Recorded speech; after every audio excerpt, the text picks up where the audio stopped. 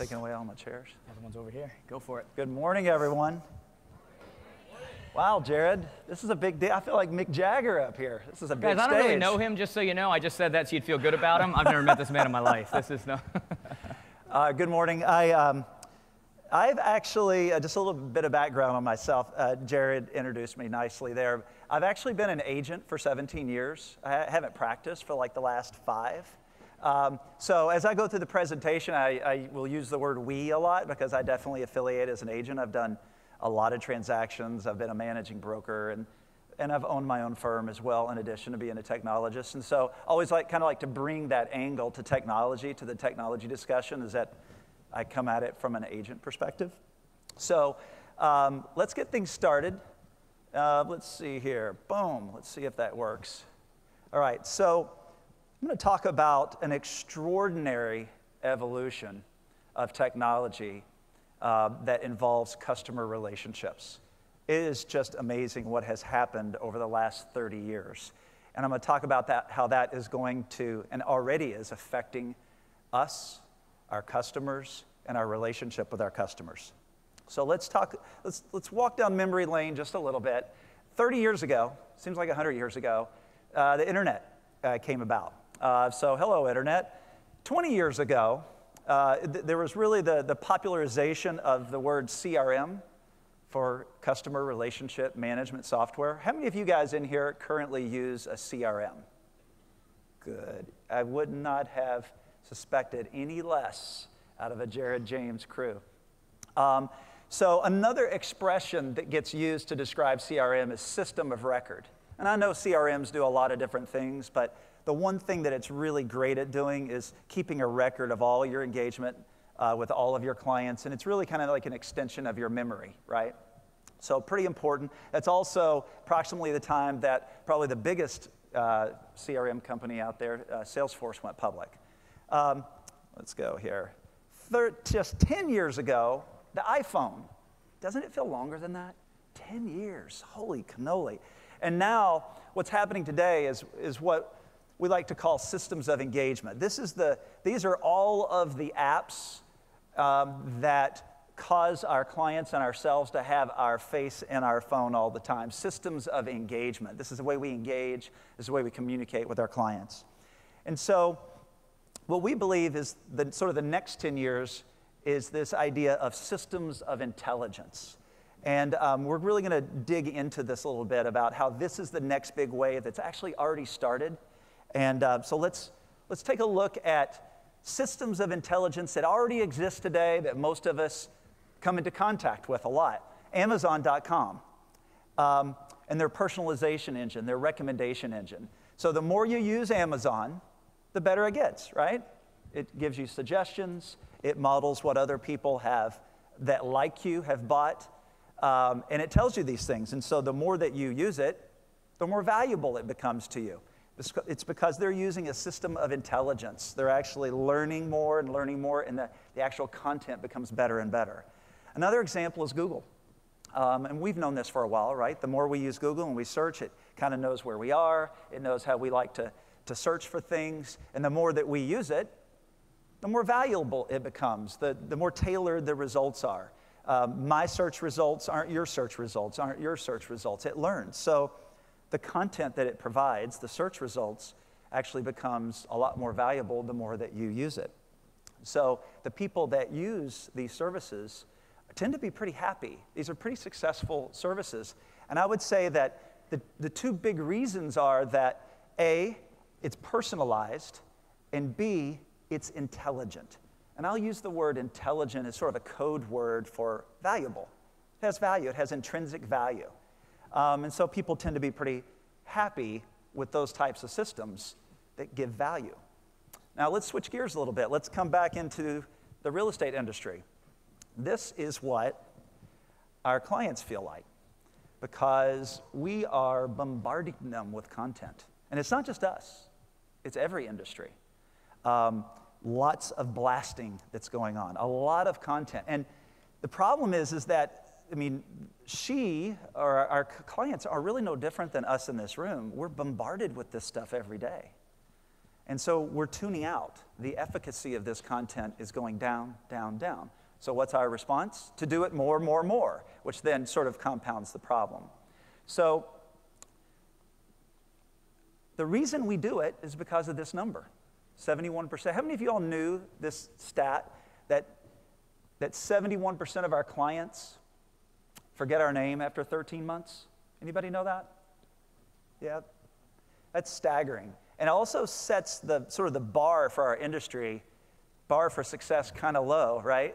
Because all we have to do is, if we can just get people to remember our name, we'll get more repeat and referrals, right? That's all we have to do is just get them to remember our name. And I think that's important, but I'm saying that that's not enough anymore. So what do we do? You know, I'll send out the pumpkin pie recipe, and I know that some of my clients may like this, but not many. But anything that we can sort of attach our brand and our name and our likeness to, that some of our clients or prospects will look at, again, that helps us accomplish or get over that problem of people just forgetting our names. This is what I would call content marketing. And I don't have anything against content marketing.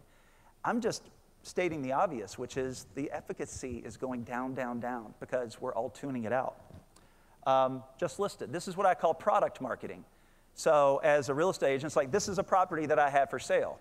If you were a loan officer, you'd say, here's the great rate that I can offer you on a 30-year. It's product marketing. This efficacy is going down lower and lower as well. So let's switch gears a little bit. Let's talk about the future, where we see the industry going as it relates to marketing. And it starts with the CRM. So I'm going to build a system of intelligence for you right now. It's very specific to the real estate industry, and it starts with the CRM. So you all have CRM. You know how important it is to have one. I would ask, do you know how important it is to maintain one? Because that's actually a lot harder than just getting one. This is where you have to have this incredible discipline to take information that you're getting from clients and other places and actually store it in your CRM. How many of you all would say that you're really, really good at keeping your CRM updated? Oh. Okay, that went from about 95% have CRM to about 20% are really, really good. You have to be really, really good. So the next step is these systems of engagement that I was talking about earlier. So these are all the usual suspects. This is the way we engage with our clients, whether it's social media or YouTube or just texting. Notice that there's a phone up there. I think that's a system of engagement that doesn't get used very much anymore. It's still engagement. And so it's important to engage our clients. So those are the two pieces that we're familiar with, right? This is the new piece. It's machine learning, artificial intelligence. You all heard this word? Have you heard these words thrown around? Sort of the new thing. So the idea here is that this machine learning, this artificial intelligence, when you insert it into this picture, it is a computer, it's an algorithm, it's intelligence that collects data from the engagement, stores it in the CRM, pulls from other data sources, and then does a very curious thing. It creates new content that's personalized. This is what Google uses. This is what Amazon uses. Really powerful stuff. And together, this whole thing now becomes a system of intelligence because now it's feeding on itself. The more it gets used, the more powerful it is. But there's a problem with this picture, and I saw it in some of your faces when I showed it. The problem is this. We don't have, typically, I don't know if any of you all do, have a room full of Google data scientists back at the brokerage. It's just like, you know, it's hard stuff. So what I'm going to recommend to you today is to do two things. Number one, recognize that this is a new category of software. This is a new category of technology that you can implement into your business. And a lot of people use the words AI, artificial intelligence. The way that I would suggest that the litmus test that you would give to this as to whether or not it's worth it is, does it generate personalized content? Is it actually creating something of value that your clients would really enjoy? So that's my first suggestion on how you overcome the lack of Google engineers in your garage. The second thing I would suggest is to be creative. What an ingenious idea. So I would say even as these algorithms get better and better at predicting and creating this content and everything, ultimately we have this amazing supercomputer right between our ears, and we have the ability to be creative. Now, it's not going to be automated like the computers are. It's not going to be slick that way, but it has incredible potential. Now, my question to you is, how would you be creative? How would you create? How would you use the CRM, the engagement, to create new content? And I realize it is New Orleans, but it's still the first day of the conference. So how many of y'all went to Bourbon Street last night? Well, that's a lot, Jared. That's a lot. So I'm going to help you with the creativity thing right now, if that's all right. I'm just going to throw out a few ideas on how you might think of a whole new world of content that you can create for your clients. Did you know that home equity accounts for 83% of the average U.S. homeowner's wealth at retirement? Who knew that? Nobody knew that. I've been an agent for 17 years, and I had no clue it was that high. That's a big number. It's not 401k. It's not savings. It's not pension. It's home equity. That's what our clients are retiring on. So that we're not just selling homes, we're actually selling retirement plans too. I never thought about it that way, but it's true. So that's the good news. The bad news is that our clients are absolutely terrible at thinking of their home as an asset, much less a retirement plan. They just don't think of it that way. They're busy on the soccer field. They're busy mowing the lawn, putting food in the fridge. They just don't think that way. And because they don't think this way, they leave billions of dollars of wealth on the table every single year. A lot of wealth. Because they don't do things like refi and a lot of other things. They just don't do it very well. But guess what? Turns out we real estate agents sit in the middle of an amazing ecosystem that could help our clients save and build tens of thousands, hundreds of thousands of dollars of wealth over the life cycle of home ownership. Remodel, loans, rental, when to buy, when to sell, when to diversify, insurance. This is hazard insurance. This is mortgage insurance, taxes. It's going to be property taxes. And you're in the middle of all of this. You have an incredible opportunity to pull information from these different areas. And I'll go ahead and say it right now. If there's an area that you don't feel that confident in, I bet you know somebody who is. I bet you there's a lender out there that would help you create content for your clients with their insights on loans. Is that fair to say? They probably would. But the point here is that you sit in the middle of an amazing ecosystem. This is just one idea. Amazing ecosystem to create really valuable content for your clients. So let's step through a couple of examples. You all right with that? Let's just pick a couple. First of all, let's go back to that CRM. So let's say I'm an agent, and I've got my CRM, and hopefully I've got the home addresses for all my clients or even prospects in there. And maybe I also have the fact that they have, when they have mortgage insurance. Does anybody CRM, does anybody keep track of when your clients have mortgage insurance? Anybody? I didn't think so, but you should. Actually, anything and everything you can think of, you should put in there, and here's why. If you know they have mortgage insurance, maybe you run a report, say who has mortgage insurance, and then perform a CMA on each one of those homes, just to estimate the amount of equity that they might have. Once you've done that, send them a video. Explain why they might be able to get rid of their mortgage insurance because you feel like that they might have more than 20% equity in their home. They could save hundreds, they could save thousands of dollars with that, I'll just call that little system of intelligence right there. You're right in the middle of it, why not? Number two, here's another scenario. You go to your CRM, you have your clients' home addresses, and you pick the few that you know are in areas of town that would be great at rental, Airbnb rental. Now, I'm going to go ahead and say this right now. It doesn't matter whether or not your client is a millennial and grew up in the sharing economy. It doesn't matter. And the reason I say that is because some of those folks would actually rent their home if they felt like there was potential. But even those who would never rent their home, would never let a stranger in their home, this is valuable information because this is going to affect how much they could sell their home for. So how about put an email together, put a link to some of the Airbnb properties that you've sort of picked out in their neighborhood that you think are comparable to them, and your analysis of how much it might be able to generate. So these are ways that you can create your own systems of intelligence. It's not as automated as the Google engineers can make it, but it is so powerful This is a question that comes up all the time. Do you all consider yourself advisors or salespeople? Advisors. I had lunch with a lender a couple of weeks ago. He said, I'm an advisor. And I said, oh, you're a salesperson. He says, I'm an advisor. And I was like, well, let me ask you a question.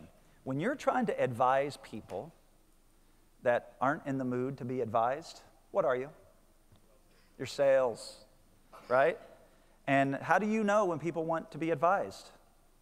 It's kind of hard to tell. It's tough. It really is, because people are distracted, right? They're on their phones. They're at the soccer game. We're busy. We all live busy lives. So the point here is that we've got to do better at finding out when our clients want to be advised. And here's a nifty little trick that, that we've seen happen here using the systems of intelligence. It's sort of flipped in reverse. So you notice here I use a couple examples of like a search app. Most of you all have search apps, or maybe just a search IDX that you give your clients. And most of you probably have the ability to know when people are searching, right? You maybe get a notification when they've looked at 10 different properties, or whatever the case may be. The point is this. You have a way of knowing that they're engaged. Maybe they looked at the video 20 times, but you know they've engaged. What the words of Alec Baldwin and Glenn Ross, the guy doesn't walk on the lot lest he wants to buy, meaning they're engaged for a reason.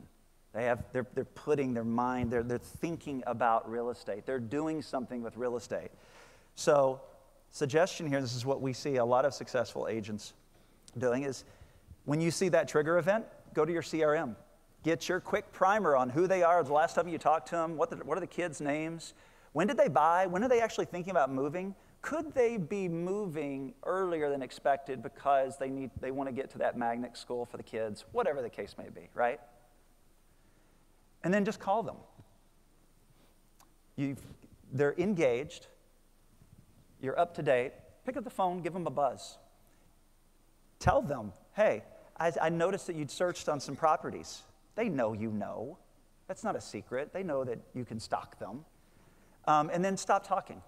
Just say, hey, I just want to see what's going on. Let them talk. Let them give you their life situation. Let them tell you about what's going on. And I would say this, is that regardless if it leads to a transaction or not, it's your opportunity to document new content in your CRM. You don't know when this stuff is going to be valuable. So that's kind of the system of intelligence in reverse, where you're using the engagement to trigger. All right, let's land the plane on this one. So what's the why? What's the point of all of this? Intelligence, valuable content. I mean, we all know it's like, hey, people buy homes every, 7, 8 years? That's kind of the life cycle. Is that about right? Yeah. So I sold you a home. I'm not going to sell you another home for 8 years. What do I care? Well, I care because you have an opportunity that you can give me referrals. Or maybe you pull some equity out and go buy another rental property. But mainly referrals. So 8 out of 10 clients would give you a referral, but only 3 out of 10 do. We have a hypothesis around this. We believe that the reason that agents don't get as many referrals as they could is because there aren't enough honeymoons. And what I mean by that is that when you've closed a transaction with your client, they're happy. I mean, if it's, everything worked out, they just move into their home, they're very, very happy. There's this honeymoon effect for 3 months, for 6 months. You're top of mind. They think very favorably of you. So favorably that they will interrupt the discussion over dinner to say, I got the agent for you, right? But then what happens over time? It fades, it fades, it fades. So here's the idea.